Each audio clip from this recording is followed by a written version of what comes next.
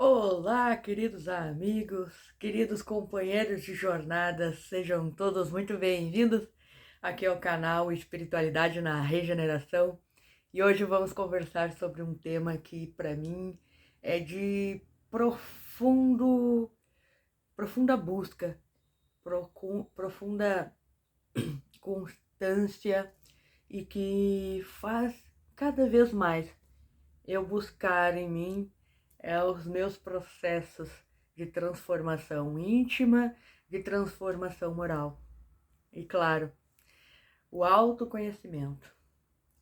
E a busca desse autoconhecimento é fundamental para que possamos entender alguns processos aos quais nós estamos vinculados, aos quais nós estamos atrelados desde a nossa tenra idade até os momentos atuais e que nos faz um convite diário para que reflitamos em tudo aquilo que buscamos almejar.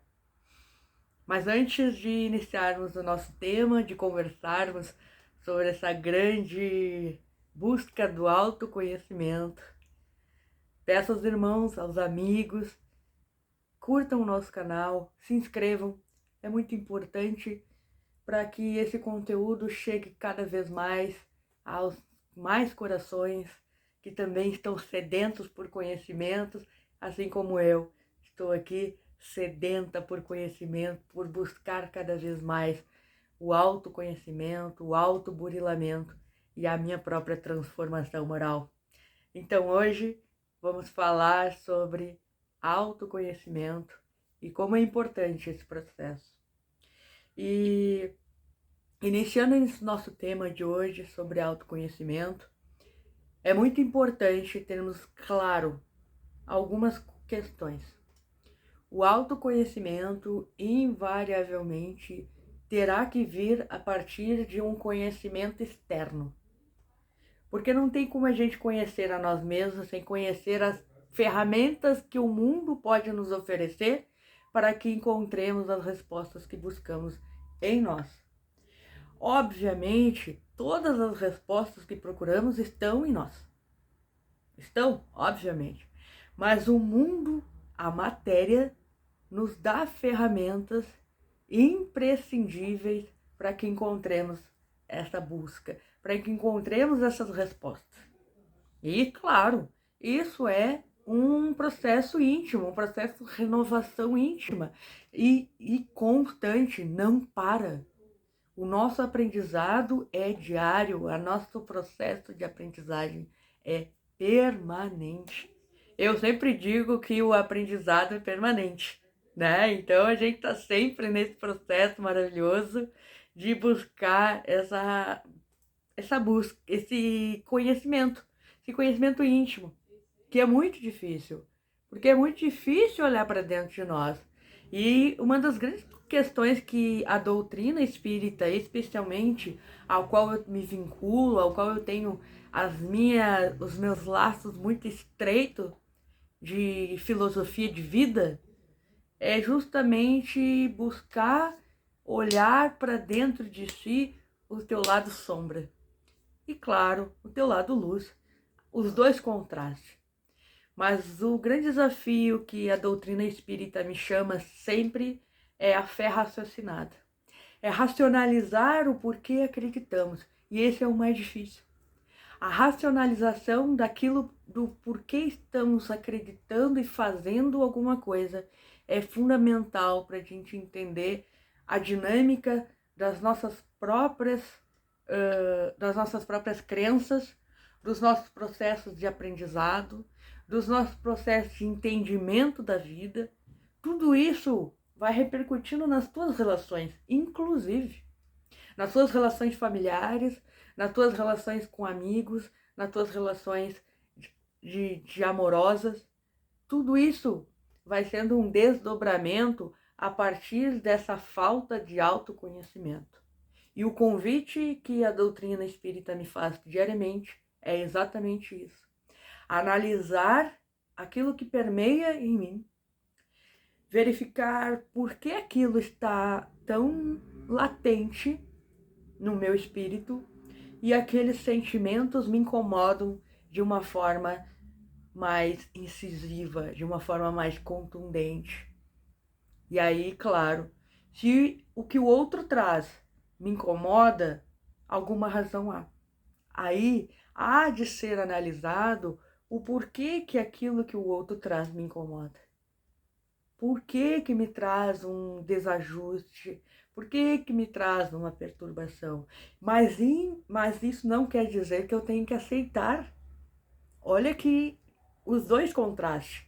Isso é muito importante nós termos claro. O fato de você ter esse entendimento de que o outro faz te incomoda e você tem que avaliar dentro de ti por que que te incomoda, não permite que você avalize ou aceite determinadas situações e determinadas pessoas na sua vida. São questões totalmente distintas. Então, olha como a vida requer equilíbrio e discernimento e analisar situações que nos cercam com esse olhar, sobre esse prisma mais racional e buscando essa análise íntima, comportamental, vai nos fazer entender por que agimos de determinada forma ou por que determinadas coisas nos incomodam. Então isso é muito importante para a gente avaliar o que realmente nos incomoda, o que realmente faz sentido para a nossa vida e o que não faz sentido. Se nós não tivermos consciência de nós mesmos, nós estaremos simplesmente passeando pela vida. E só trilhando, caminhando sem rumo, sem destino. E olha que coisa mais triste isso, né? Sem qualquer propósito. O porquê que eu estou fazendo as coisas. Isso é uma caminhada de cada um de nós. Uma das coisas que a neurociência já nos traz com muita clareza desse processo de autoconhecimento, de a gente buscar renovar, transformar. Hoje a neurociência já tem bem claro que não basta vontade. Não basta só vontade. Não é vontade que define o teu caminhar. São muitas circunstâncias, muitas questões biológicas, primeiro, dinâmicas relacionais, ambiente e muitos outros fatores externos que vão definir o teu comportamento e principalmente o teu ânimo, a tua capacidade de transformar aquilo que você gostaria ou não de transformar na tua vida. Então, hoje a neurociência é muito clara, tem estudos científicos muito claros sobre isso, que é não basta só vontade, não é só vontade, o nosso cérebro não funciona assim. Tem muitas outras questões externas que vão definir o teu comportamento. Então nós temos que ter muito claro isso. Por isso que não devemos julgar muitas vezes quando algum companheiro de jornada não consegue transpor as barreiras dos seus próprios limites, porque não basta só vontade.